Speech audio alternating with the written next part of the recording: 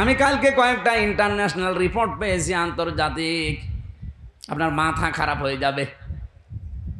এই যে আজ 9 মাস চলছে হাসিনা পালিয়ে যাওয়ার, এই 9টা মাসইও বারবার চেষ্টা চালিয়েছে এই দেশে যেন অন্তত বিডিআর হত্যা আর শাপলা চত্বরে হেফাজত হত্যার বিচার কেউ যেন না তোলে।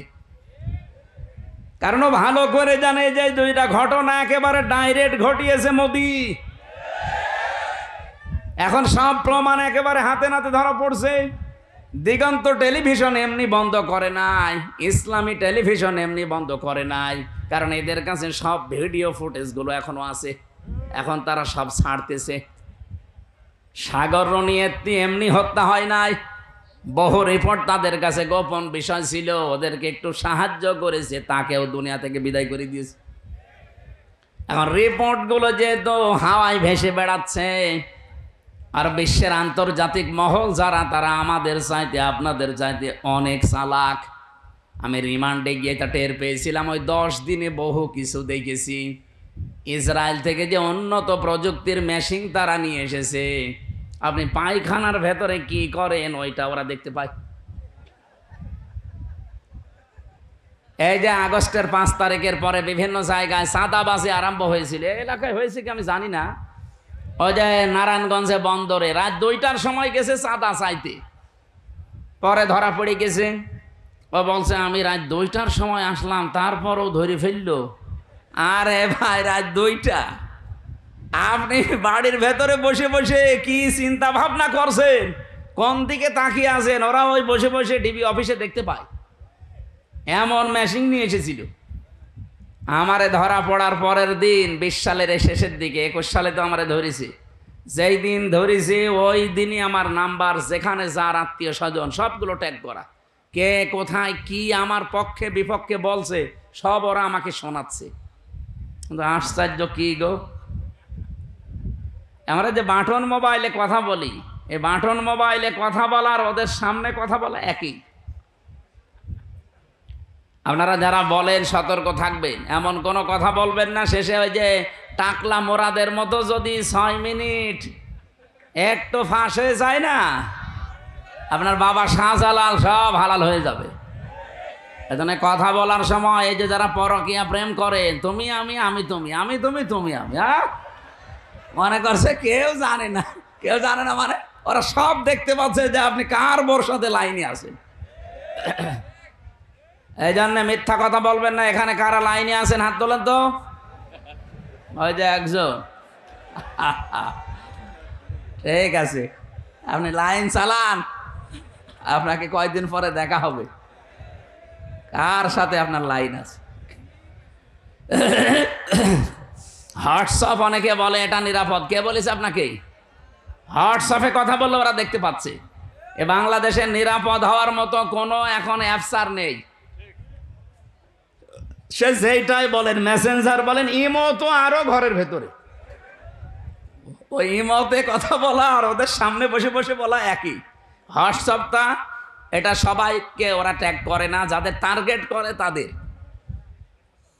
এই যে এই ভুল সিদ্ধান্ত নেওয়ার কারণে বিবেকটা কাজে লাগছে না, এই কারণে আজকে যে বিপর্যয় নেমে আসবে, এই দাঙ্গা তৈরি হওয়ার কারণে শুধু কি মুসলমান মরবে, হিন্দু মরবে না?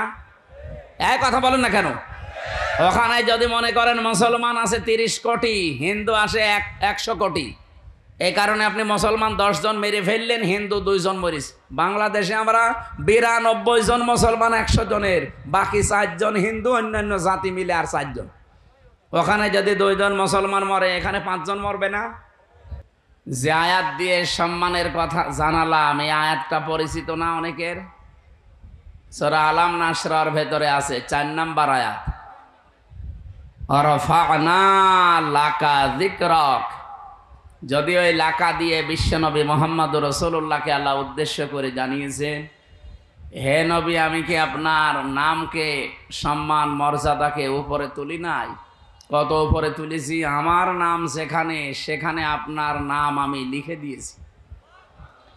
আমাদের আদি পিতা হযরত আদম আলাইহিস সালাম, আপনারা জানেন, এই পৃথিবীতে 350 বছর পর্যন্ত তিনি কেঁদেছিলেন, তো মাপ পাননি। তিনি যখন 350 বছর পরে বললেন, আল্লাহ মুহাম্মদ রাসূলুল্লাহর ওসিলায় আমাকে মাফ করে দাও, আল্লাহ মাফ করে দিয়েছিলেন। কিন্তু প্রশ্ন করেছিলেন যে এই নাম তুমি জানলে কি করে, কোথায় পেয়েছো এই নাম? হযরত আদম বলেছিলেন, আল্লাহ যেদিন জান্নাত থেকে তুমি আমাকে বের করে দাও, আমি জান্নাত থেকে বিদায় নেওয়ার সময় জান্নাতের মেন গেটের ওপরে তোমার নামের পরে এই নামটা লেখা ছিল, আমি দেখেছিলাম, লা ইলাহা ইল্লাল্লাহু মুহাম্মাদুর রাসূলুল্লাহ। আমি মনে করলাম যে এই নামটা দামি নাম হবে, অবশ্যই তোমার নিকটবর্তী কেউ হবে, নয়তো তোমার নামের পাশে এই নামটা থাকতো না।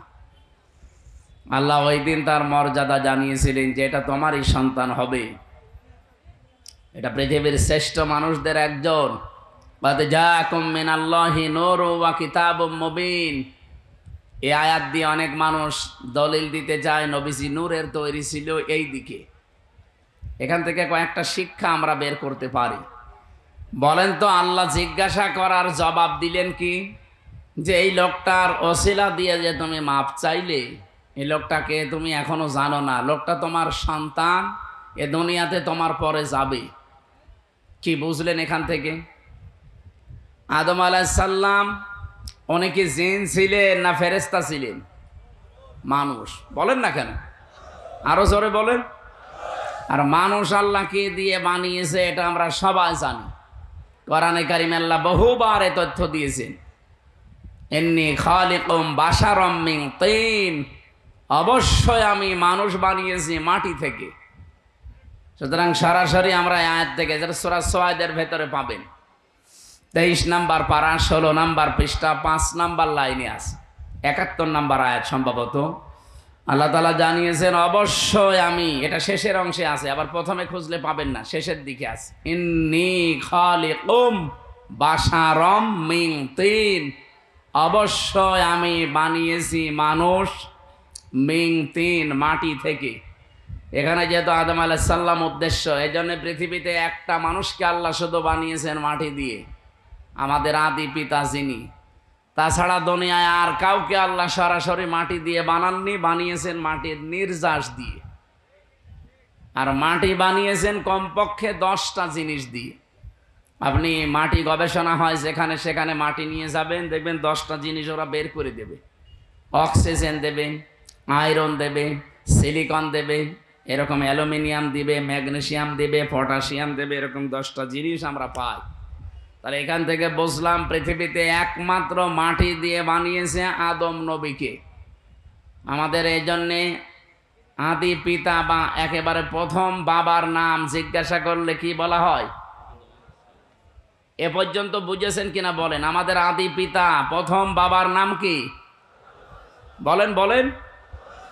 আল্লাহ যে ওনাকে বললেন, হে আদম, যার নাম নিয়ে ক্ষমা চাইলে আমি ক্ষমা করে দিলাম, ওইটা তোমার সন্তান হবে এবং তোমার পরবর্তীতে যাবে। আমার প্রশ্ন হচ্ছে, বাবা যদি মাটির তৈরি হয়, ছেলে হবে আগুনের। কমন সেন্স কি বলে আপনার? কুল ইন্নামা আনা বাশারুম মিসলুকুম, হে নবী আপনি বলেন আমি তোমাদের মতোই মানুষ। ইউহা ইলাইয়া, পার্থক্য এতটুকু, আমার প্রতি ওহী আসে, তোমাদের প্রতি আসে না, এতটুকু আছে। কিন্তু আমার বাবা যেহেতু আদম, বাবা যদি মাটির হয়, ছেলে কোনোদিন আগুনের হয় না, তাহলে তো সিস্টেম পাল্টিয়ে যায়। প্রথম এই কথা থেকে এই তথ্য নেওয়ার পরেও কিছু মানুষ, আমি যে আয়াত পড়লাম, কদ জাআকুম মিনাল্লাহি নূরুন ওয়া কিতাবুম মুবিন, এই আয়াত দিয়ে দলিল দিতে যায়। বিশেষ করে এটা চট্টগ্রাম বিভাগে, সিলেট বিভাগে, এগুলো তারা যারা গরম সুন্নি, ঠান্ডা সুন্নি, এরা এই আয়াতটা নিয়ে আসতে চায়। আপনি যদি একটু কোরআন শরীফ বুঝে পড়েন, চিন্তা ভাবনা নিয়ে পড়েন, তাহলে এই প্রশ্নের উত্তর কিন্তু এই আয়াতে আছে। আল্লাহ বলেন অবশ্যই আমার পক্ষ থেকে তোমাদের কাছে এসেছে একটা নূর, স্পষ্ট কিতাব। আল্লাহ শব্দ দিলেন 2টা, অর্থ দিলেন একটা। অবশ্যই আমার পক্ষ থেকে তোমাদের কাছে একটা কিতাব এসেছে স্পষ্ট। এটা নূর নাম দিলেন, নূর দেওয়ার পরে তিনি ব্যাখ্যা করলেন যে নূরটা হচ্ছে স্পষ্ট। এখন আমরা এখানে তাফসীর করতে গিয়ে অনেকেই হয়তো ভুল করি অথবা জেনে শুনে কোনো দিকে ডাইভার্ট হয়ে যায়, নিজেদের বিভিন্ন জিনিসকে এর উপরে চাপিয়ে দেওয়ার জন্য বলা হয় যে এখানে নূর মানে মুহাম্মাদুর রাসূলুল্লাহ আর কিতাব মুবিন মানে কোরআন শরীফ। না, এই জিনিস দুইটাই এক, তার প্রমাণ পরের আয়াতে আল্লাহ নিজে দিয়েছেন। এটা সূরা মায়েদার 15 নম্বর আয়াত, এর পরের আয়াতে দেখেন দুইটা জিনিসই যে এক, তার প্রমাণ আল্লাহ দিচ্ছেন। এদিকে তাকান, আল্লাহ পাক বলেন ইয়াহদি বিহিল্লাহ, এইটার দ্বারাই আমি হেদায়েত করি, পথ দেখাই। যেহেতু আল্লাহ এখানে ইয়াহদি বিহি এই শব্দটা আল্লাহ বহু বচন দেননি, দ্বিবচন দেননি, এক বচন দিয়েছেন। মুফাসসিরিন ইকরাম আমি যত তাফসীর পড়েছি সব মুফাসসির এই বিহি দিয়ে ওই আগের দুইটা নাম একটা জিনিস এইটাই বুঝিয়েছেন। আল্লাহ বলেন আমার পক্ষ থেকে অবশ্যই তোমাদের কাছে নূর যাবে, স্পষ্ট কিতাব যাবে।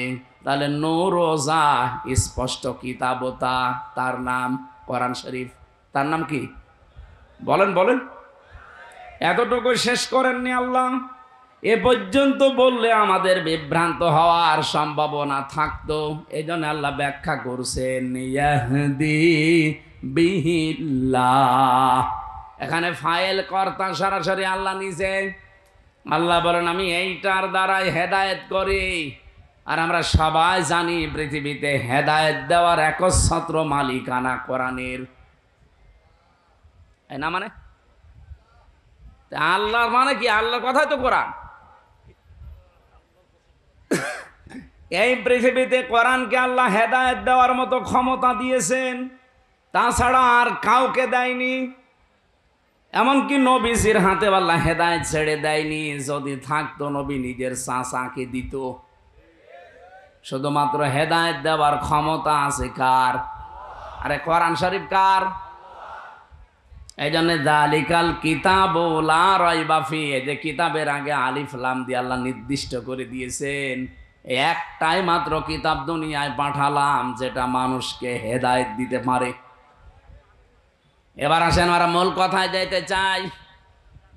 যেহেতু পৃথিবীর একখানা কিতাব আছে মানুষকে হেদায়েত দিতে পারে, আর কেউ পারে না, সেই হিসাবে আল্লাহ কিতাবের নাম এখানে নূর বলার পরে আবার উল্লেখ করেছেন ওয়া কিতাবুম মুবিন। ওই নূরটাই হচ্ছে স্পষ্ট কিতাব। পরা কোরআন শরীফে তাফসিরে এটা হচ্ছে মাযহারির ভেতরে আছে 55টা নাম পাবেন আপনি কোরআনের। 55টার ভেতরে 5 নাম্বার নাম আপনি এইটা পাবেন। আমি 55টায় নাম পড়ে দেখেছিলাম। কোরআনের নাম হচ্ছে আল কোরআন, আল ফুরকান, আল কিতাব, আন নূর, আত তানজিল। এভাবে একটা একটা করে আপনি নাম পাবেন 55টা। যেহেতু কোরআনের নাম আমার আল্লাহ নিজে নূর দিয়েছেন, আর এই কোরআনের বরকত অথবা এই কোরআনের পরিস্থিতি আমাদের কাছে আরো স্পষ্ট করার জন্য পরবর্তী শব্দে আল্লাহ কিতাবুম মুবিন লাগিয়েছেন। আমাদের রাজশাহী, খুলনা, রংপুর এই সমস্ত বিভাগে যেহেতু সমস্যা একটু কম এই শব্দ নিয়ে, তারপরেও স্পষ্ট করছি নবীজি নূরের তৈরি বললে তার সম্মান বাড়ে না, আরো কমে যায়। বাবা সেইটার আপনি সন্তানকে ওইটা বলে চালাবেন। বিশ্বনবী মুহাম্মদুর রাসূলুল্লাহ, এখান থেকে আপনি প্রমাণ আজকে পেলেন ইয়াহদি বিহিল্লাহ। এই বিহি এক বচন, এজন্য পৃথিবীতে কোরআন শরীফ হচ্ছে নূর, আর মুহাম্মদুর রাসূলুল্লাহকে আল্লাহ নূর দিয়ে বানিয়েছেন। এই আয়াত দিয়ে দলিল দিয়ে আপনি একটা পাগল। তাহলে বিহি আল্লাহ দিত না, বিহি মা দিত, যে নবীজি এবং কোরআন শরীফ এই দুইটা দিয়ে আমি হেদায়েত দান করি। তাহলে বিহি মা দিল না কেন? আমি আলেমদেরকে বলছি যারা একটু লেখাপড়া করেন এই আয়াতটা নিয়ে বাড়ি যারা চিন্তা ভাবনা করবেন। আমার তো মাথা ছোট, ভুল হতে পারে। যাদের মাথা বড় বড় আছে, এই বড় মাথায় আরো এই যে এক হুজুর বসে আছে না, কি যেন গোলাম রব্বানি, কি মাথা দেখেছেন? আমার মনে হয় 2 মাথা মিলে ওনার মতো হবে না। তো ওনার মতো বড় বড় মাথা যাদের, তারা যেন আরো একটু চিন্তা ভাবনা করে। বিহি আর বিহি মা, ইহদি বিহিল্লাহ, মানিত্তাবা রিদওয়ানাহু সুবুলাস সালামি ওয়া ইখরিজুহুম মিনাজ যুলুমাতি ইলান নূর। আল্লাহ পাক বলেন এইটার দ্বারাই আমি হেদায়েত করি। এইটা মানে এখানে এক বচন কোরআন। মানিত্তাবা, যে ব্যক্তি অনুসরণ করবে কোরআনকে, রিদওয়ানাহু, এবং তার সন্তুষ্টি চাইবে, তার মানে আল্লাহর। সবুলাস সালাম, সবুল বহু বচন, সালাম আল্লাহ পাক তার নিজের নামটা এখানে দিলেন।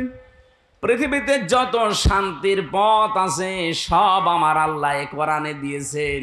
এই শান্তির পথ আমার আল্লাহ তাকে নসিব করবেন যদি এটার অনুসরণ করা হয়। ইখরিজুহুম, তিনি বের করবেন তোমাদেরকে।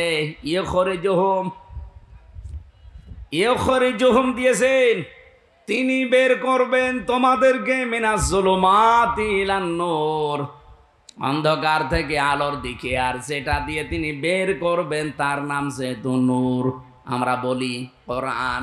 নাম কি? আমার মনে হয় এই প্রশ্নের উত্তর আর দেওয়ার দরকার নেই, আপনি স্পষ্ট হয়ে গেছেন।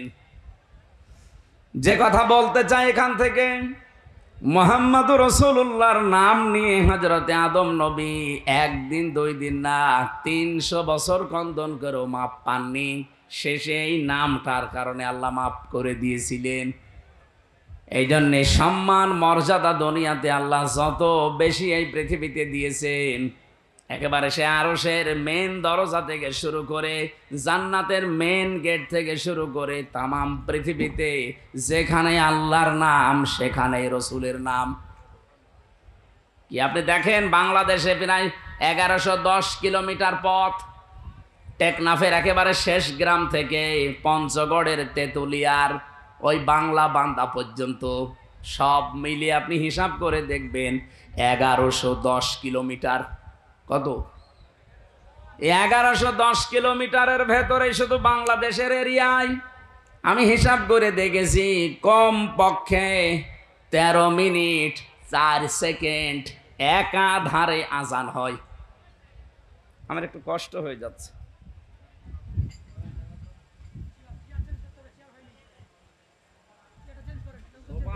তোমার নাকে মারবো কালকে থেকে।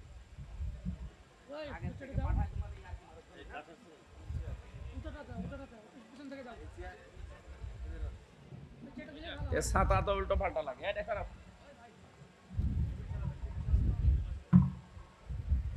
হালকা হালকা আমার কথা তো নিয়ে যান, লাগবে না এখানে।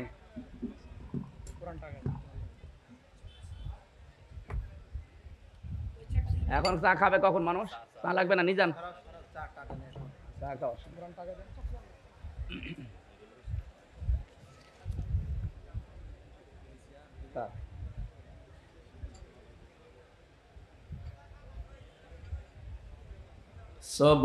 সুবহানাল্লাহ।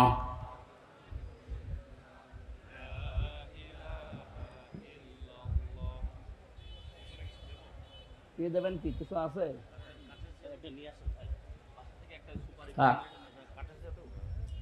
সুবহানাল্লাহ।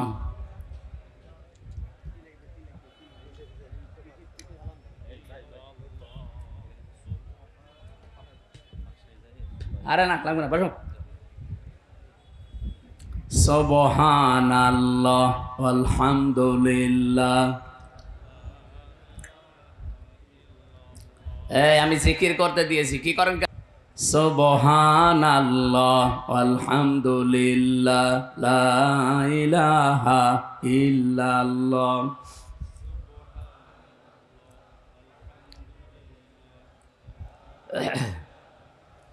লা ইলাহা ইল্লাল্লাহ মুহাম্মাদুর রাসূলুল্লাহ।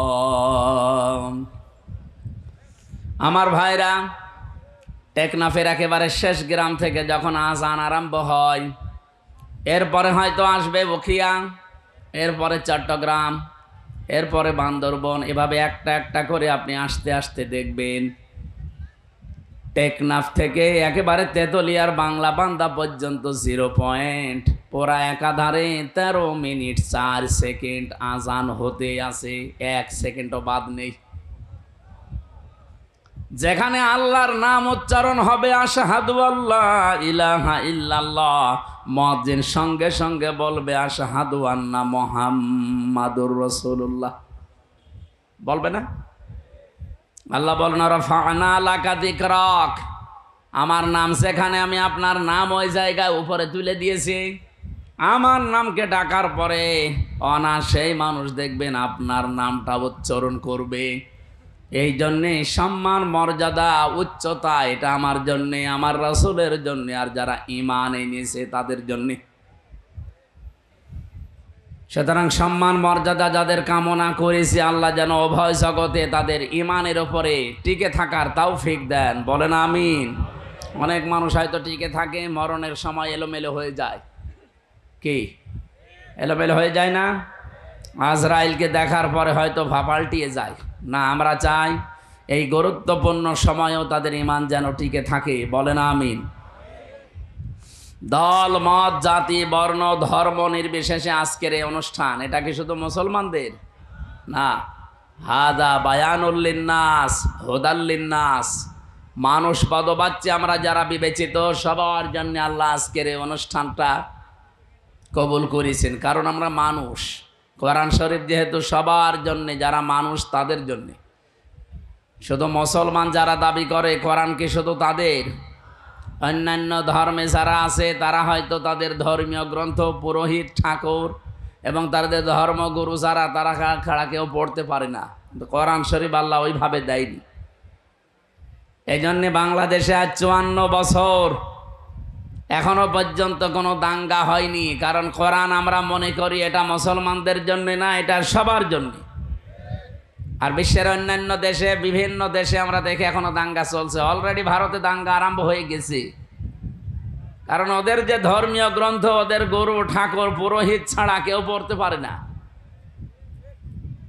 ওরা আমাদেরকে সবক দেয়, সারা বিশ্বের মোড়লদেরকে শোনায় যে আমাদের দেশে নাকি সাম্প্রদায়িক সম্প্রীতি নেই। এই পৃথিবীতে একটাই দেশ যেখানে রোজা আর পূজা পাশাপাশি হয়। এক কথা বলেন না কেন? আপনি ভারতে হতে পারে না, হতে পারা কি গরু জবাই করলে তাকে জবাই করে ফেলছে। এই পৃথিবীর 4-6 জন মানুষের নাম আছে নিকৃষ্ট মানুষের তালিকায়, তার ভেতরে এই মোদির নাম আছে।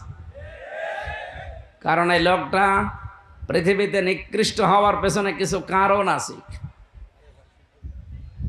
কয়েকদিন আগে আপনারা দেখেছেন গোবিন্দ পরামানিক, বাংলাদেশের একজন হিন্দু মহাজোটের মহাসচিব গোবিন্দ চন্দ্র পরামানিক, এই লোকটা জানিয়েছে যে তামাম দুনিয়ার হিন্দুদেরকে আমি আহ্বান জানাচ্ছি যে এই মাতাল মোদিকে থামান। কারণ একটা মাতাল, এই মাতালি করে যা আরম্ভ করেছে, কিছুদিন পরে পৃথিবীতে বসবাসের অযোগ্য হয়ে পড়বে। আপনি কি মনে করছেন দাঙ্গা শুধু ভারতে থাকবে? এ বাতাস বাংলাদেশে ঢুকলো বলি। কারণ বাতাস ঢুকতে তো আর কোনো কিছু বাধা প্রাপ্ত হয় না, ও কাঁটা তার পার হয়ে চলে আসবে। এই জন্য আমরা চাচ্ছি এই মাতাল লোকটা যেন থেমে যায়। যদি থামতে না চায়, ওকে থামানোর ব্যবস্থা করা দরকার। বিশ্বের 257টা দেশ, সবাইকে আহ্বান জানায়, কে কোন ধর্ম মানেন ওটা আপনার ব্যাপার, কিন্তু আমরা চাই এই লোকটাকে, এবং ইসরায়েলের এই আর এক কোলাঙ্গার আছে ওর দোস্ত, এই লোকটাকেও যেন থামানো হয়। এদের এই ভুল সিদ্ধান্তগুলোর কারণে আগামীর পৃথিবী বসবাসের অযোগ্য হয়ে পড়ছে। আজকে ইসরায়েলে যে ভূমিকম্প হয়েছে আপনি দেখেছেন, এই লোকটার, এই নেতানিয়াহুর নামে এই লোকটার শুধু একটা অবৈধ চিন্তা ভাবনার কারণে। 1500 বছর আগে সূরা ইউনূসের 100 নম্বর আয়াতের ভেতরে শেষের দিকে পাবেন এটা। আল্লাহ আমার এইটাই জানিয়েছেন, ওয়ায়াজআলুর রিজসা আলাল্লাযীনা লা ইয়াকিলুন। এই পৃথিবীতে কেউ যদি ভুল সিদ্ধান্ত নেয়, কেউ যদি তার বিবেকটা কাজে না লাগায়, তাহলে ভুল সিদ্ধান্ত আল্লাহ তার উপরে চাপিয়ে দেয়। নেতানিয়াহু নামে এই লোকটা, পৃথিবীর এই নিকৃষ্ট মানুষটা, নরেন্দ্র মোদী নামে এই পৃথিবীর নিকৃষ্ট মানুষটা, এবং আমার দেশে যিনি পালিয়েছেন ওইটাও, এগুলোর ভুল সিদ্ধান্ত নেওয়ার কারণে এদের বিবেকটা কাজে লাগে নাই, এই জন্য আল্লাহ তাদের ওপরে ভুল বিষয়গুলো চাপিয়ে দিয়েছিলেন। ওয়ায়াজআলুর রিজসা আলাল্লাযীনা লা ইয়াকিলুন, যারা তাদের বিবেক বুদ্ধি কমন সেন্স কাজে লাগায় না, তখন আল্লাহ তার উপরে ভুল বিষয়গুলো চাপিয়ে দেয়। এটা চাপিয়ে আপনি আজকে করলেন ইসরায়েলের যে দাবানল জ্বলছে, 108টা থেকে 112টার নাম শুনলাম আমরা। এত বড় বড় উন্নত মেশিন তারা সেট করেছে, পানি দিচ্ছে, স্প্রে দিচ্ছে, ঔষধ দিচ্ছে, কিন্তু যত দেয় আগুন তত জ্বলে। কারণ এই আগুন তো আর হামসা লাগায়নি, আগুন লাগিয়েছে কে? আরো জোরে বলেন কে? আপনি কি করবেন এখন? দাবানল, এরপরে আবার ভূমিকম্প। এ ভুল সিদ্ধান্ত যদি আপনি না নিতেন, আপনি বলা তো ঠিক না, ওরে শয়তান বলা দরকার।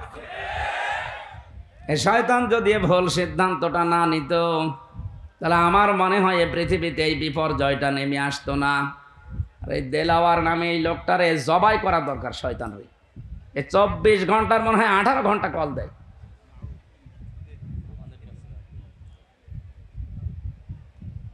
কোনো কমন সেন্স না আছে কি আল্লাহ জানে। ও যেন মরে যায় আজকে। কি বলবো বলেন তো? একটা লোক যদি 520 বার কল দেয়, তাও একদিনে, আমি কি মানুষ না? আমার বউ পর্যন্ত বিরক্ত এই লোকটার উপরে। কি গো, এ কি, এর কি কোনো কাজ কর্ম নেই? আমি ওর বাড়ি কুমিল্লা, আমি ওই লাইনে আগে যাই, ওরে আমি 2 হাত দিয়ে চড়াবো শয়তান। সময় সুযোগ মতো দেবে না, কাজ নেই কাম নেই, যখন তখন আন্দাজে খালি দিতেই আছে দিতেই আছে। আর মেসেজ লেখে খুব জরুরি কথা আছে হুজুর, ধরে কি কেমন আছেন, একটা কথা শয়তানের। আমার মনে হয় যে এখনই চড় দে।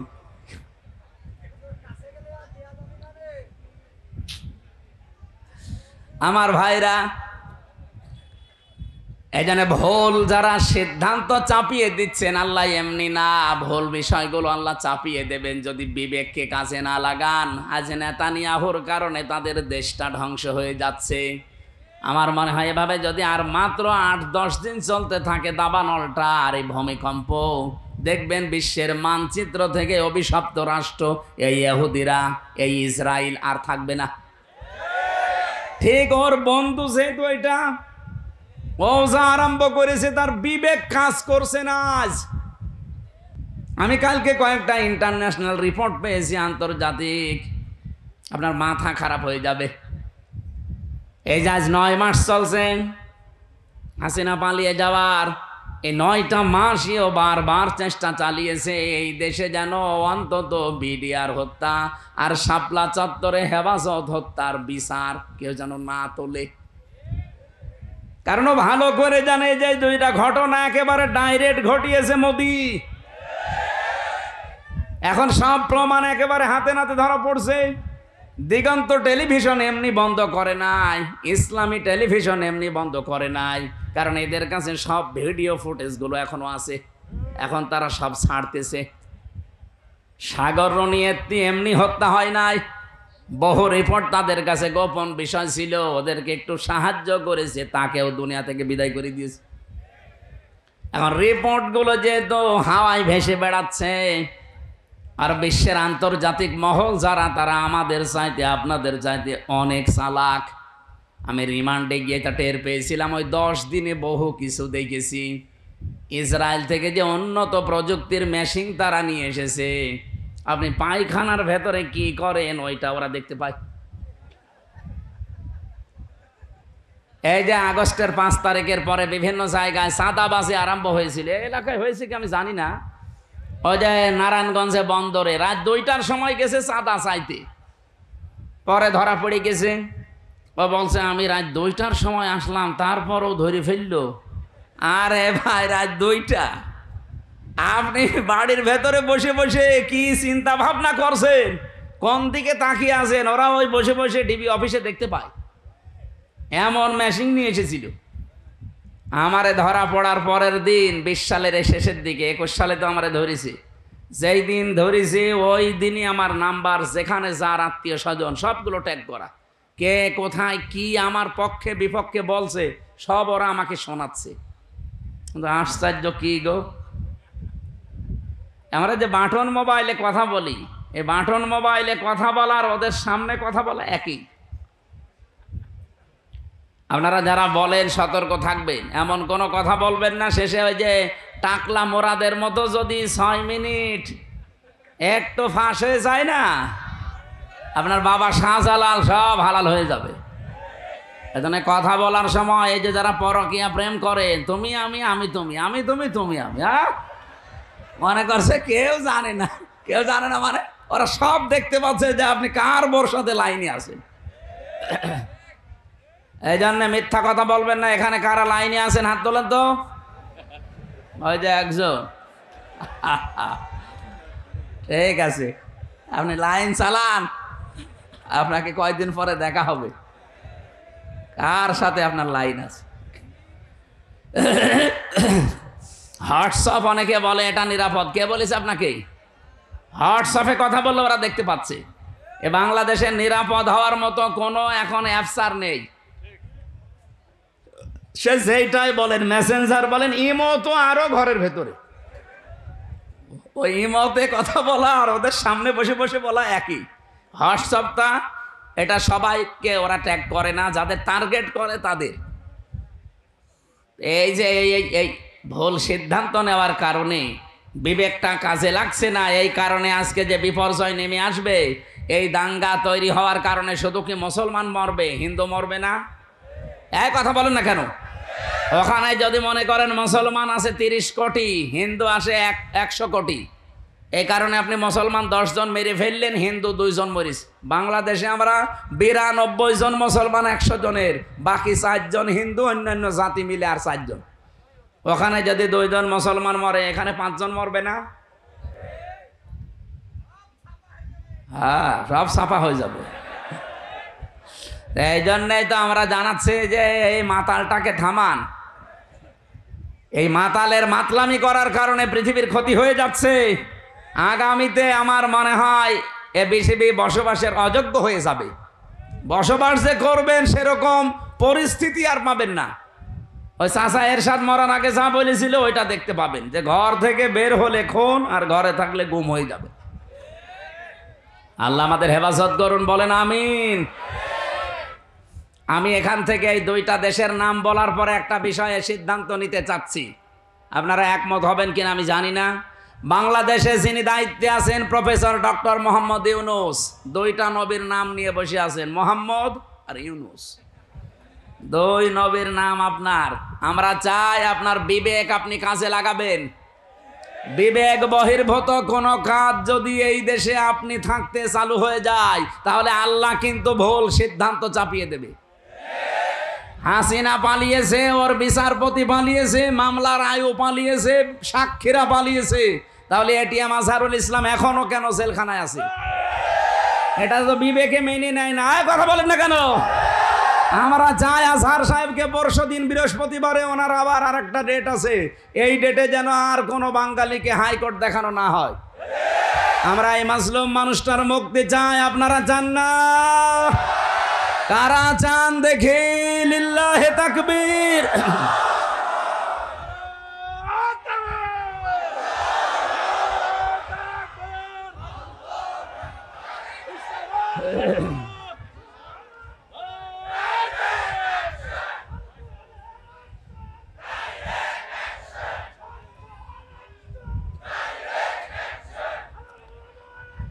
আলহামদুলিল্লাহ ভাই।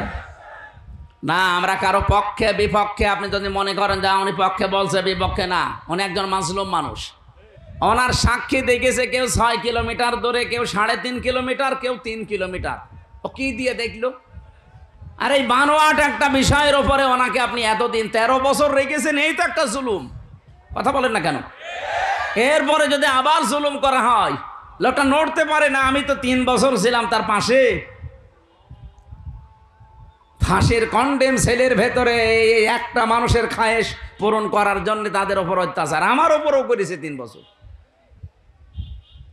আমার মনে হয় এতদিনও যদি টিকে থাকতো তো এতদিনও আমরা এই বাইরের জগৎ দেখতে পারতাম না, এতদিনও ওই মামার বাড়ি থাকা লাগতো। এই জন্য যাদেরকে বের করে দিয়েছে এই আগস্টের 5 তারিখের পরে কেউ যেন না থাকে। অনেকে তারেক জিয়া বের হয়েছে, তারেক জিয়ার বউ এবং তার মা সবাই যখন খালাস পেয়েছে বলছে এনাদের খালাস দেওয়া ঠিক হয়নি, কারণ এনারা সাজার আসামি ছিল। আরে ভাই, সাজা যে দিয়েছে কি সাজা বলে, এ তো সব বানানো।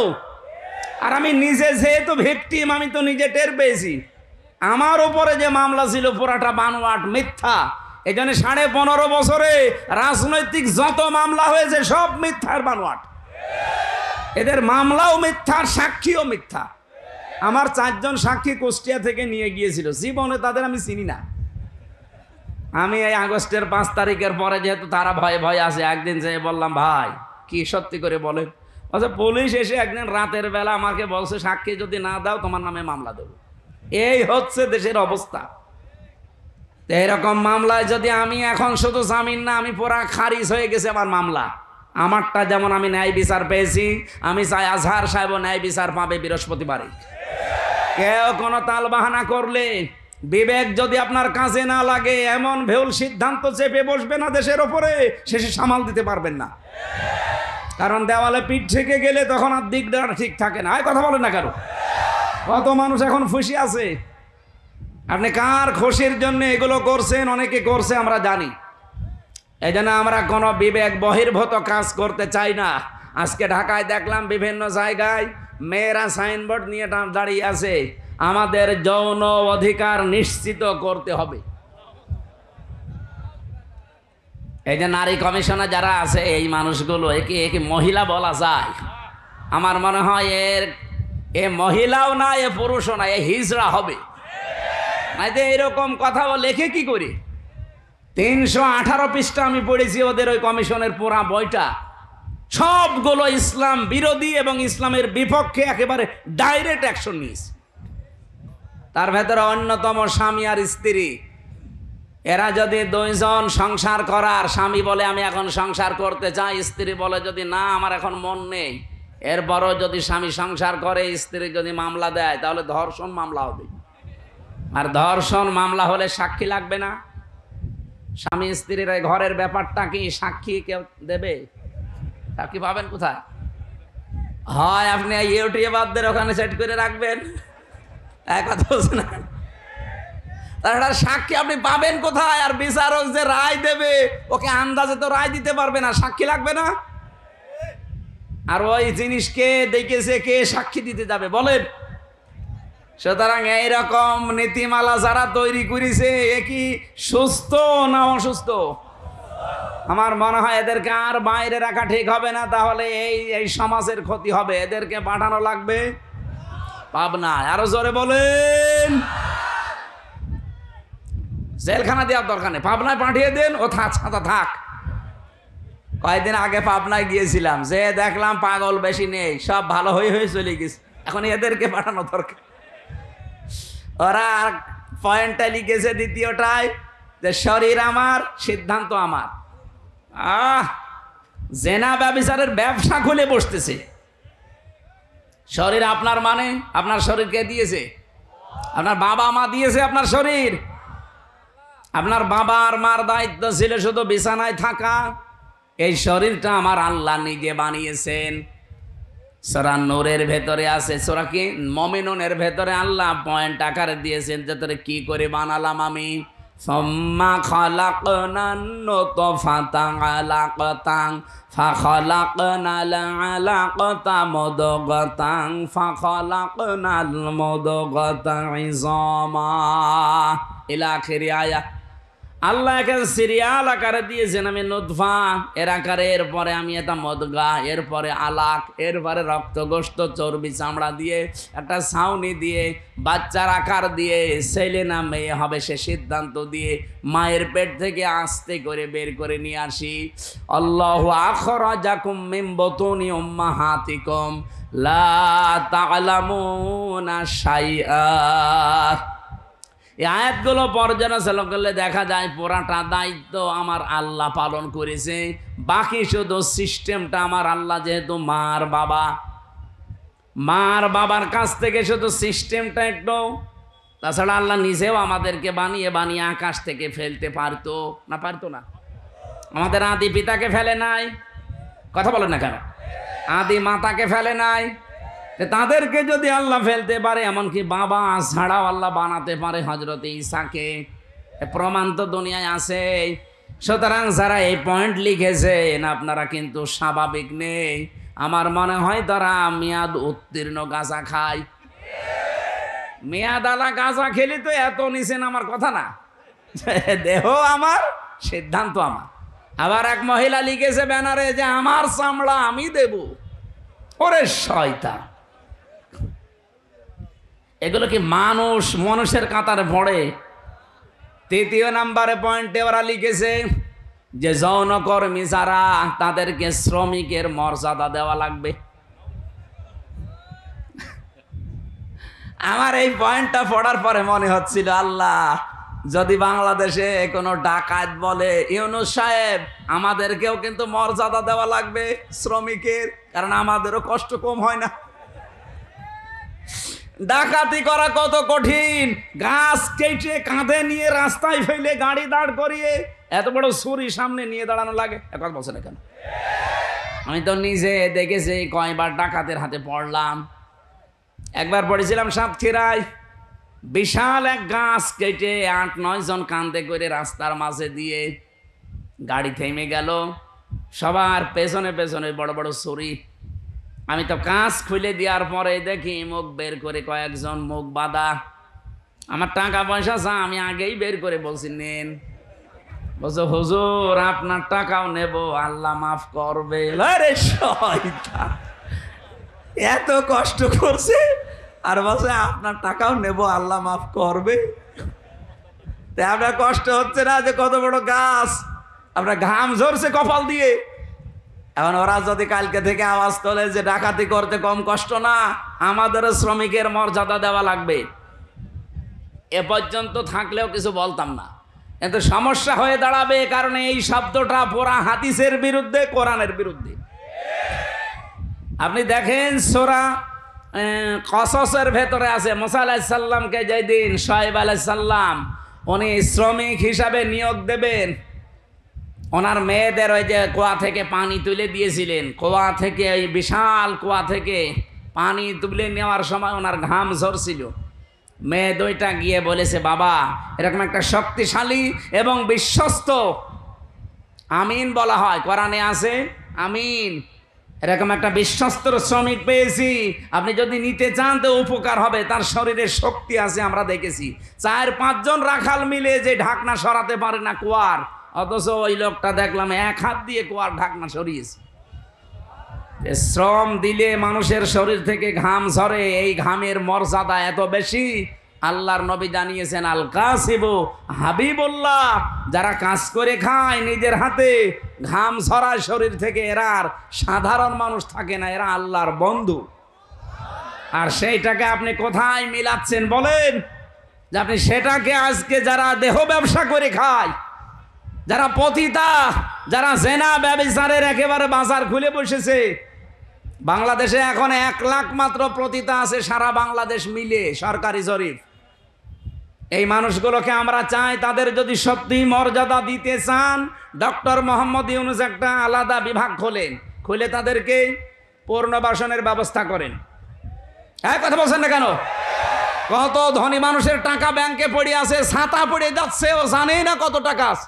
ওই টাকাগুলোর কাছ থেকে নেন। মাত্র 1 লাখ যৌনকর্মী, এদের কর্মসংস্থান তৈরি করেন, দরকার হয় ওদের আলাদা আলাদা বিয়ের ব্যবস্থা করেন। এরপরে এই মানুষগুলোকে সেলাই মেশিন কিনে দেন, 2টা গরু কিনে দেন, 5টা ছাগল কিনে দেন। এই সমস্ত কাজ কারবারে নেই। ওনারা শ্রমিকের মর্যাদা দিতে চায়। যেই কয়জন কমিশনে আছে সবগুলো তিলক পরা আর টিপ পরা, এগুলো সব ওই স্বৈরাচারের দোসর, ওই খনি হাসিনার দোসর। এই 15.5 বছরে সব ওদের পক্ষে কথা বলতো, এখন হঠাৎ করে সুর পাল্টিয়েছে। আপনি সুর পাল্টান আর রং পাল্টান, কোরআনের বিরুদ্ধে আপনি অবস্থান নিয়েছেন। এই জন্য আমরা বারবার বলছি, কমিশনের রিপোর্ট তো দূরের কথা, ও কমিশনই দেশের মানুষ মানে না। এরপরও যদি বাধ্য করেন, আগস্টের 5 তারিখ কিন্তু শেষ হয়ে যায়নি, আবার আসতেছে। এই কথা বলেন না কেন? হাজারো আল্লাহর কোরআনের 13টা আয়াত ওরা ভুল ধরেছে। ভারতে আল্লাহর কোরআনের 26টা আয়াতের বিরুদ্ধে কেস দিয়েছে, আর এখানে অলরেডি 13টা আয়াতের বিরুদ্ধে ওরা মামলা দিয়েছে। মামলায় তো এটা, কারণ এর বিরুদ্ধে অবস্থান নেওয়া। কয়েকদিন পরে দেখবেন বলবে এটা বাতিল করেন, এটা আর মানি না। আল্লাহর কোরআনে আছে ইউসিকুমুল্লাহু ফি আওলাদিকুম লিযযাকারি মিসলু হাযযিল উনসায়াইন। এই পৃথিবীতে এক পুরুষ যা পাবে 2 নারী তাই পাবে। এটা নদী মেয়েদের প্রতি অবিচারে আয়াত পাল্টাতে হবে। কত বড় ক্ষমতা আপনার! এজন্য ভুল বিবেক বহির্ভূত কোনো কাজ যদি কেউ করে ফেলেন, আল্লাহর কসম আল্লাহ কিন্তু ভুল বিষয় চাপিয়ে দেবে। তখন এই যে দাবানল জ্বলবে, তখন ভূমিকম্প আসবে। আমি আর বাকিটা বললাম না। এই জন্য যারা দায়িত্বে আছেন আহ্বান করে আপনারা এখনো আপনার বিবেকটা কাজে লাগান, নয়তো ভুল বিষয় চেপে বসলে তখন সামাল দেওয়া কঠিন হয়ে যাবে। আল্লাহ আমাদেরকে বোঝার তৌফিক দিন, বলেন আমিন। সূরা তাওবার 100 নম্বর আয়াত আমরা পড়েছি। আমার আলোচনার বিষয় হচ্ছে সাহাবীদের অনুসরণ। এটাতে কত বড় গুরুত্বপূর্ণ জিনিস আমাদের জন্যে। আল্লাহর নবী জানিয়েছেন আল্লাহ আল্লাহ ফি আসহাবি লা তাত্তাখিদুহুম গরাদাম মিন বাদি ফামান আহাব্বাহুম ফাবিহুব্বি আহাব্বাহুম আমান আবগাদাহুম ফাবিবগদি আবগাদাহুম আখায়রু উম্মতি করনি সুম্মাল্লাযীনা ইয়ালুনাহুম সুম্মাল্লাযীনা ইয়ালুনাহুম ইলা আখিরি আয়াত, ইলা আখিরিল হাদিস। এটা হাদিসের ভাষা। নবীজি বলেন পৃথিবীর মানুষেরা আমার সাহাবীদের সম্পর্কে সাবধান। আমার সাহাবীদের সম্পর্কে, আমার সাহাবীদের সম্পর্কে সাবধান। আমার সাহাবীদের সাথে কেউ যদি শত্রুতা করে, সেজন্য আমি নবীর সাথে শত্রুতা করে। একজন আজানের জবাব দিয়ে দেন, দিলে আদায় হয়ে যাবে। দিয়ে দেন, একজন দিয়ে দেন। এই পৃথিবীর কোন মানুষ যদি আমি নবীর সাথে দুশ্মনী করে, সেজন্য দুশ্মনী করে কার সাথে? বলেন বলেন, আল্লাহর সাথে। এজন্য আমাদের এই জায়গাটা খুব সেনসিটিভ জায়গা। আল্লাহ এত বেশি প্রশংসা দিয়েছেন সাহাবা একরামের, যেহেতু আল্লাহ তাদের ওপরে বলে দিয়েছেন রাদিয়াল্লাহু আনহুম ওয়া রাদু আনহু, আমি নিজে তাদের ওপরে খুশি হয়ে গেছি যেমন তারা আমাদের ওপরে খুশি আছে। সুতরাং তাদের পথ অনুসরণ অনুকরণ করলেই আল্লাহকে সন্তুষ্ট এবং রাজি খুশি করা যাবে বলে আমরা কোরআন থেকে তথ্য পেয়েছি। ঠিক আছে, দেখছি এগুলো ওই সময় হয়নি। আপনাদের মনে হয় টাকা পয়সা ঈদগার কাজে লাগাবে, এখনো টাকা ওঠে নাই। আমার 2-3 মিনিট সময় চাচ্ছে, দেব। আজানের সময়টা আপনারা যদি যা এনেছেন দেওয়ার জন্য দিতে পারেননি, একটু দিয়ে দেন। কই ভেতরের লোকজন কই? একটু তাড়াতাড়ি করেন ভাই, যারা দাও যে ভেতরে যাচ্ছে যান, খালি বের করে রাখেন। আজান হতে হতে ওরা বের হয়ে চলে যাবে। ওঠে কে? বসেন।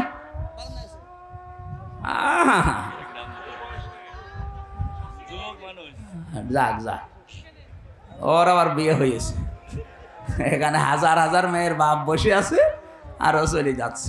যাক, ওর জীবনে যেন বিয়ে আর না হয়। 1-1.5 ঘন্টা বসে থাকতে পারে না, বিয়ে দিলেও সংসার টেকবে না। এই যে দাম্পত্য জীবনের কলহ এবং তার সমাধান, পুরুষের এবং নারীদের 2টা শ্রেণীরই সমস্যা আছে আমাদের কম বেশি। আজকে এসে নোয়াখালী থেকে এক লোক এসেছে আপনাদের এখানে তালাকের মাসলা নিতে। তালাকের মাসলা 2টা আছে, তো ইমামদের মতামত আমি 2টাই বলেছি, আপনি যেটা মানবেন মানেন। এই জন্য তালাক কেন হয়, স্ত্রীদের কারণে মানুষ কেন জেলখানায় থাকছে এখন এই যে 3 বছর, আমার মনে হয় 100 জনের 60-70 জন শুধু বোর কারণে জেল খাটতেছে। এই জন্য মেয়ে লোক থেকে খুব সাবধানে থাকবেন। পারতপক্ষে কোনো মেয়ে লোকের সাথে মোবাইলে কথা বলতে যাবেন না। কোন পানি কোন দিকে গড়ে না আপনি মুসিবতে পড়বেন। এই বইটা এই গাড়িতে আছে, যাওয়ার সময় নিয়েছেন, কাজে লাগবে। 120 পৃষ্ঠা আছে এর ভেতরে। আর একটা আদর্শ নারী আছে। দ্রুত আপনারা যান, যারা যেখানে দাঁড়িয়ে আছেন দ্রুত ভিতরে ঢোকেন। 2 মিনিট সময় আজানের, আজান হলে শেষ হয়ে যাবে। ভাইরা আপনারা 150 স্বেচ্ছাসেবক এখানে আছেন, 150 জনের মাঠে ঢুকে যান। সাদিকুল ইসলাম স্বপন ভাই, সদস্য সচিব, পারিলা ইউনিয়ন স্বেচ্ছাসেবক দল। এটা উজির পুকুর নাকি 5,000 টাকা পাঠিয়েছেন, আল্লাহ যেন কবুল করেন, বলেন আমিন। এই ঈদগাটায় আপনারাই বছরে বছরে 2 বার নামাজ পড়বেন, এটা যেন আপনাদের দায়িত্বে দিয়ে গেলাম, শেষ করবেন কাজগুলো যতটুকু আছে। মান বানা লিল্লাহি মাসজিদান আছে, বানাল্লাহু লাহু বাইতান ফিল জান্নাহ। নবীজি বলেন কেউ যদি একটা সেজদার জায়গা বানিয়ে দেয়, তার জন্য আল্লাহ নিজে জান্নাতে ঘর বানায়। সেজদা দিতে কি পুরা মসজিদ লাগে, পুরা ঈদগাহ লাগে? কতটুকু? একটা টাইলসের জায়গা হলেই হয়ে যায় সেজদা দেওয়া। কথা বলছেন না কেন? তাহলে একটা টাইলসের টাকাও যদি আপনি এখানে দেন, তাহলে জান্নাতে আপনি একটা পুরা ঘর পাবেন। এই জন্য মান বানা লিল্লাহি মাসাজিদ, আল্লাহ নবী দেয়নি মাসজিদান, একটা সেজদার জায়গাকে মসজিদ বলা হয়। সুতরাং এতটুকু একটা জায়গার দাম বা এই জায়গা সংস্কার করার জন্য যতটুকু যা লাগে, আপনি যদি একটা টাইলসের দামও দেন, জান্নাতে একটা ঘরের মালিক হয়ে যাবেন ইনশাআল্লাহ। বানাল্লাহু লাহু বাইতান ফিল জান্নাহ, আল্লাহ নিজে বলেন আমি ঘর বানাবো। সামর্থ্য থাকলে অবশ্যই দেবেন। যে যা গিয়েছেন ভেতর থেকে বের হয়ে যান, যান। সাহাবা একরামের মর্যাদা আকাশচম্বী, তারকা দেখতে পান, তারকার চাইতে সাহাবা একরামের মর্যাদা আল্লাহর কাছে অনেক বেশি। তারা হেদায়াত প্রাপ্ত প্রত্যেকেই, আর প্রত্যেকেই জান্নাতি। আমরা বলি যে 10 জন সাহাবী আশারায়ে মুবাশশারা, কে বলিস আপনাকে? খালি ওই 10 জনই জান্নাতি, আর বাকি যে লক্ষ লক্ষ সাহাবী এরা জান্নাত যাবে না? বলেন ওই 10 জন সাহাবীর ভেতরে খাদিজাতুল কুবরার নাম আছে? বলেন না কেন? আয়েশার নাম আছে, ফাতেমার নাম আছে, তারা জান্নাতি না? ফাতেমা জান্নাতের নেত্রী হবে, সমস্ত মহিলাদের সর্দার।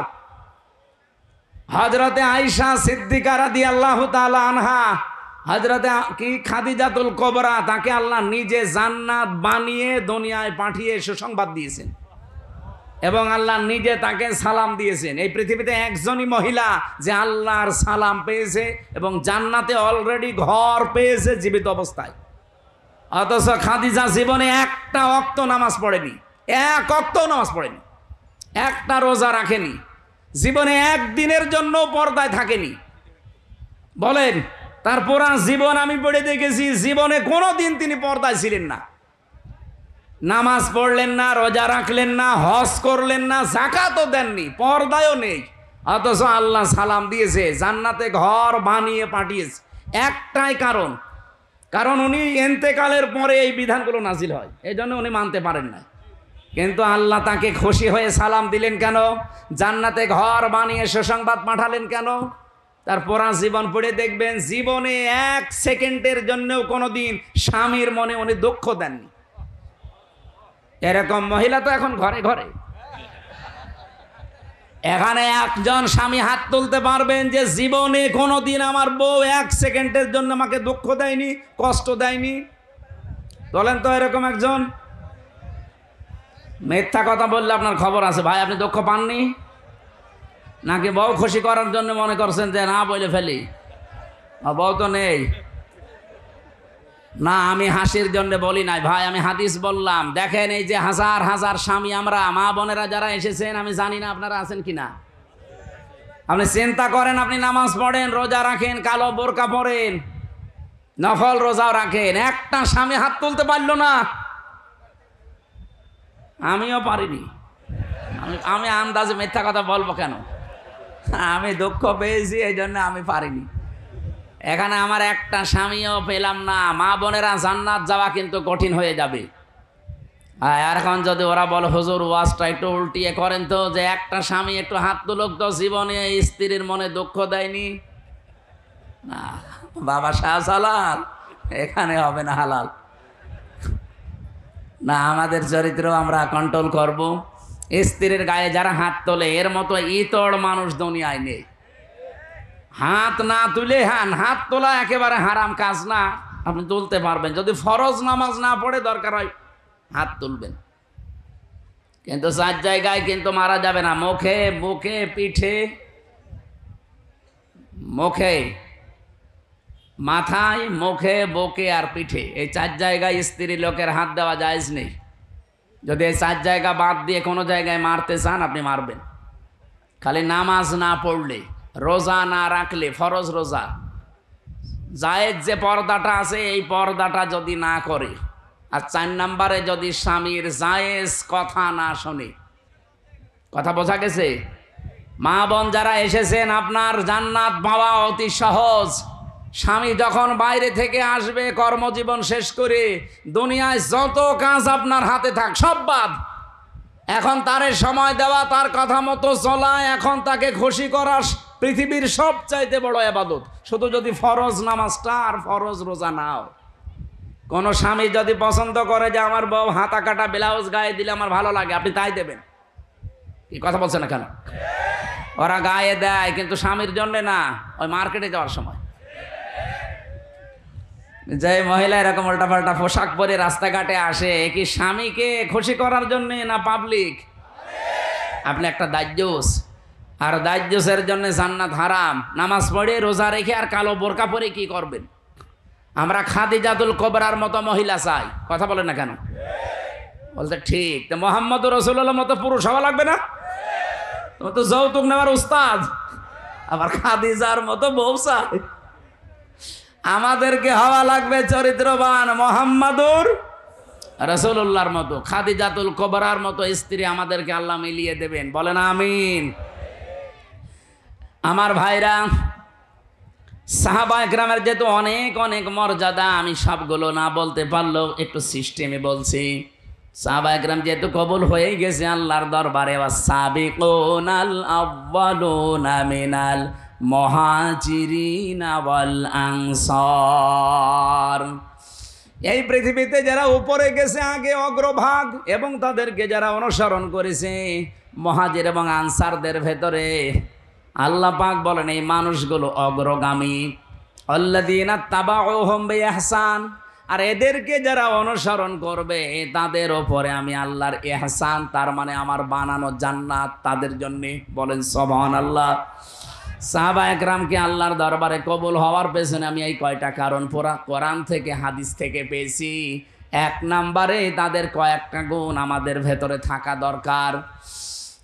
এক নম্বরে পেয়েছি আল্লাহর জন্য তাদের অন্তর নিবেদিত ছিল সব সময়।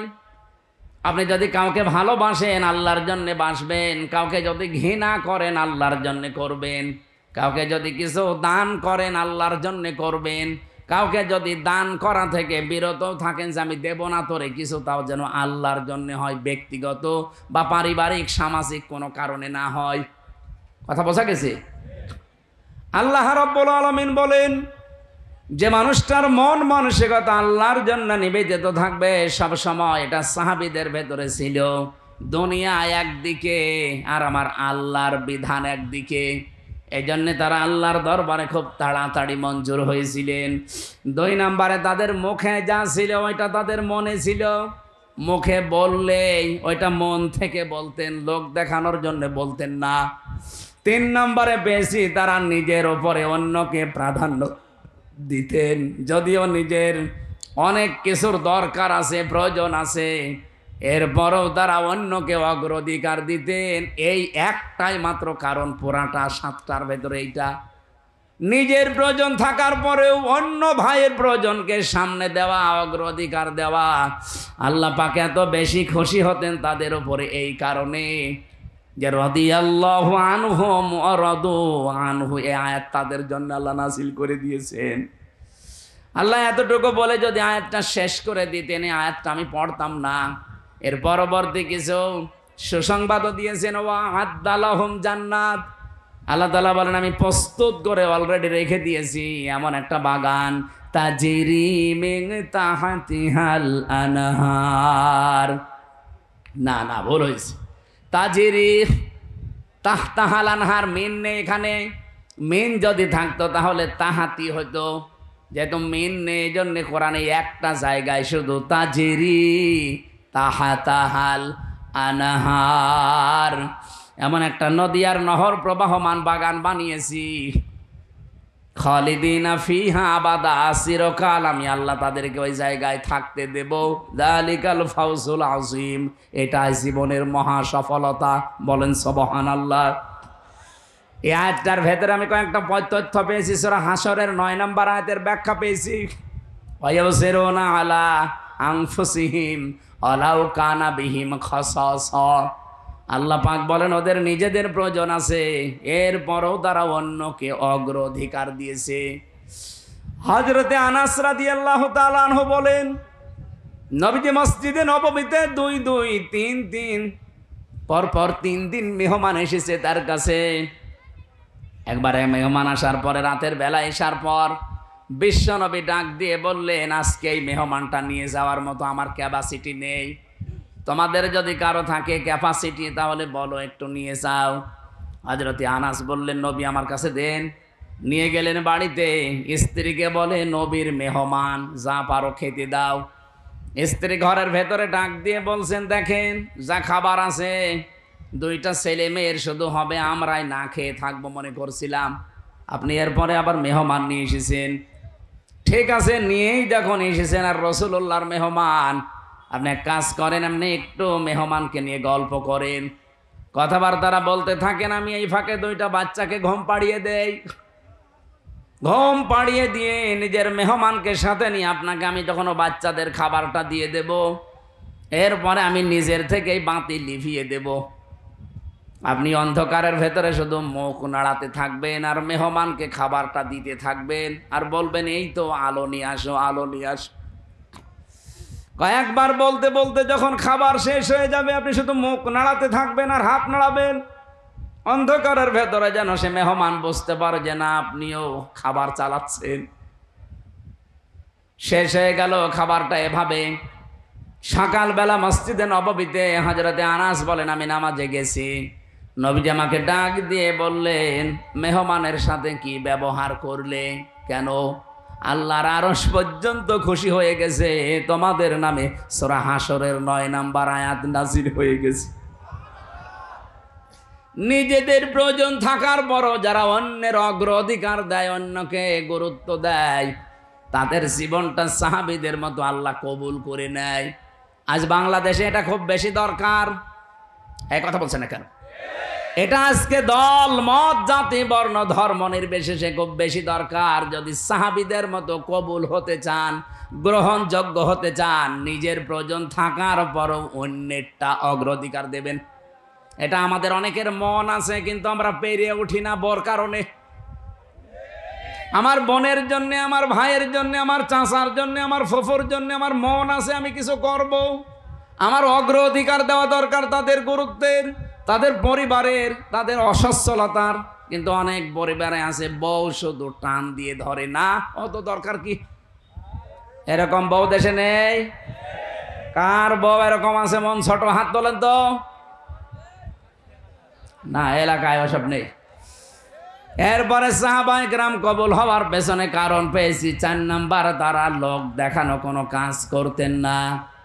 আল্লাহ পাক বলেন, আল্লাযীনা হুম ইউরাউনা ওয়া ইয়ামনাউনাল মাউন।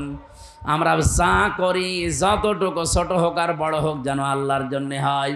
5 নাম্বারে পেয়েছি তারা কাফেরদের প্রতি বড় কঠোর ছিলেন। এটা সূরা ফাতিহার 29 নাম্বার আয়াতে এই তথ্যটা পাবেন। মুহাম্মাদুর রাসূলুল্লাহ ওয়াল্লাযীনা মাআহু আশিদ্দাউ আলাল কুফফার। সাহাবায়ে কেরাম আল্লাহর দরবারে কবুল হয়েছিলেন, তার 5 নম্বরে কারণ ছিল তারা কাফেরদের প্রতি বড় কঠোর এবং ভয়ঙ্কর ছিলেন। আজ যারা কোরআনের বিরুদ্ধে 13 জায়গায় হাত দিয়ে কোরআন পাল্টাতে চায়, এরাও কাফের। বাংলাদেশে দলমত দেখা যাবে না, এই জায়গায় নবীর উম্মত এবং সাহাবীদের অনুসরণ করার ক্ষেত্রে কঠোর হওয়া লাগবে। আমরা কঠোর হতে রাজি আছি না? সামনে সব দলমত নির্বিশেষে কঠোর হয়ে যাবেন। এই আইন পাশ করা দূরের কথা, ওরা যেন ভয়ে কাঁপতে থাকে। আমরা তো আল্লাহর দরবারে সাহাবীদের মতো কবুল হতে চাই। আল্লাহ আমাদের তৌফিক দিন, আমিন। আরো জোরে বলেন। দুনিয়ায় সেই কয়দিন বেঁচে আছেন। আমি কালকে নাটোরে লালপুর না বাগাতে পড়াইছিলাম, ওখানে এই পয়েন্টটা বলেছিলাম, কেউ যদি জুলুম করে সামনে মনে করেন যে আমি অমুক জায়গায় পৌঁছাবো, জীবনও পারবেন না। সাদ্দাত যেমন পারে নাই, জুলুম করে জান্নাত বানিয়েছিল, জান্নাত ভোগ করতে পারে নাই, দেখতেও পারে নাই, এমনকি চৌকাঠে পা দেওয়ার আগেই তার মরণ হয়েছে। হাসিনাও জুলুম করে করেও টার্গেটে পৌঁছাতে চেয়েছিল 41 সাল, 41 সাল দিতে দেয়নি, 24 সালে শেষ। এই জন্য আগামীতে যারা চেয়ারে বসবেন, যদি জুলুমের মাধ্যমে বা জুলুম করেন কারো সাথে, আল্লাহর কসম, ইত্তাকি দাওয়াতাল মাজলুম ফাইন্নাহা লাইসা বাইনাহু ওয়া বাইনাল্লাহি হিজাব। মজলুমের বরদোয়া থেকে বেঁচে থাকবা, কারণ মজলুমের বরদোয়া আর আল্লাহর মাঝে কোনো হেজাব পর্দা থাকে না। এজন্য আগামীতে আমি সতর্ক করছি, যারা আসবেন যেন জুলুম করবেন না। জুলুম করে যদি জনগণকে দাবিয়ে রেখে মনে করেন আমি অমুক টার্গেটে পৌঁছাবো একেবারে 41 সাল, আপনার 5 বছর পরে দেখবেন বাড়ি ঘর শ্মশান হয়ে গেছে। কি শ্মশান হয়েছে এটা দেখানো লাগবে? 32 নম্বরের দিকে তাকান, 33 হয়ে গেছে। ফেব্রুয়ারির 5 তারিখে আযাবুল বুলডোজার নাজিল হয়ে সব শেষ। আগামীতে যারাই আসতেছেন, কে আসবেন আমরা জানি না, আর আমার দেখারও দরকার নেই। যারা আসবেন আসেন, জুলুম করবেন না। সাহাবা একরামের যে 5টা গুণ অলরেডি বলেছি, এগুলো আমি সহ প্রত্যেকের জীবনে যেন আল্লাহ অনুসরণ করার তৌফিক দেন, আমিন। মেয়েদের জন্য অবশ্যই বইটা নিয়েছেন, কাজে লাগবে। আর সৃষ্টি, এটা হচ্ছে শিক্ষিত মানুষদের জন্য, সৃষ্টি জগৎ নিয়ে লেখা আছে, এটা পারলে নিয়ে যান, এই গাড়িতে আছে। আল্লাহুম্মা আমিন। লা ইলাহা ইল্লা আনতা সুবহানাক ইন্নী কুনতু মিনাজ জালিমিন। আল্লাহ, সুন্দর আয়োজনে তুমি খুশি হয়ে আমাদেরকে মাফ করে দাও। এ বিশাল আয়োজনে যদি তুমি একটু খুশি হয়ে সওয়াব দাও, নবীজির রওজায় পৌঁছিয়ে দাও। দুনিয়ার মাটির নিচে যারা ঈমান নিয়ে ঘুমিয়ে গেল, এদেরকে ক্ষমা করে দাও। আল্লাহুম্মা গফিরলি ওয়ারহামনি ওয়াহদিনি ওয়াফিনি ওয়ারযুকনি ইয়া রাব্বাল আলামিন। মেয়েরা যারা এসেছে, আল্লাহ তুমি খাদিজাতুল কুবরার মতো বানিয়ে দাও।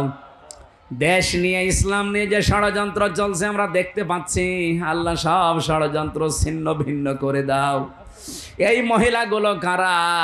যারা তোমার কোরআনের 13টা আয়াতে হাত দিয়েছে। আল্লাহ, মানুষগুলোর হেদায়েত থাকলে দাও, না থাকলে এদেরকে তুলে নাও। এই দেশকে তুমি আল্লাহ ক্যান্সার মুক্ত করে দাও। চর্মচোখে যেন দেখতে পারি কোরআনের 500 আইন চলছে এই দেশে, এটা দেখে মরার তৌফিক দাও।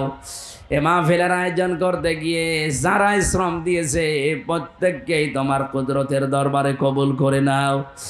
এলাকায় মাটির নিচে যারা ঈমান নিয়ে ঘুমিয়ে গেল, আল্লাহ এদেরকে চিরতরে মাফ করে দাও। এই ঈদগাহটা তোমার বান্দাদের সেজদা দেওয়ার জন্য কিয়ামত পর্যন্ত এখানে কায়েম করে দাও। আলহামদুলিল্লাহি রাব্বিল আলামিন। আল্লাহ, সাহাবীদের 5টা গুণ অন্তত মরণের আগে আমাদের ভেতরে তুমি প্রস্ফুটিত করে দাও। লা ইলাহা ইল্লাল্লাহু মুহাম্মাদুর রাসূলুল্লাহ।